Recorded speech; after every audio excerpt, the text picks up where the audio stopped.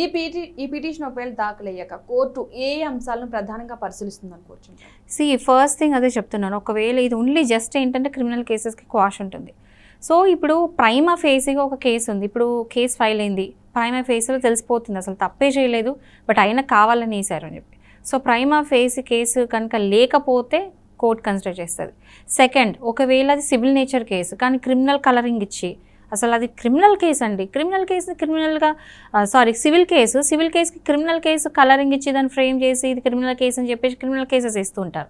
కొన్నిసార్లు ల్యాండ్ మ్యాటర్స్లో కూడా criminal cases ఇస్తారు, అవి ఇవి వేసి కావాలని.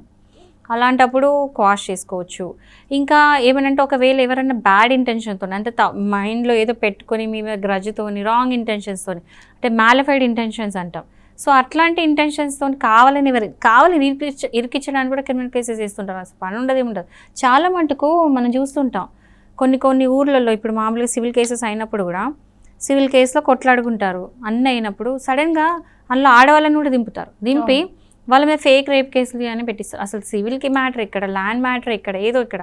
బట్ అక్కడ సడన్గా ఏంటంటే వాళ్ళ కేసు స్ట్రాంగ్ చేయడానికి ఆ కేసుని మల్టిప్లికేట్ చేసి దాన్ని కాంప్లికేట్ చేసి ఇంకా కేసెస్ మీద కేసెస్ పెంచాలి, వీళ్ళని హరాస్ చేయాలి అని చెప్పేసి కేసెస్ వేస్తుంటారు. అలాంటప్పుడు కావాలని హెరాస్ చేయడానికి, అసలు ఏ అఫెన్స్ లేకుండా కావాలని హెరాస్ చేయడానికి కూడా వేస్తూ ఉంటారు.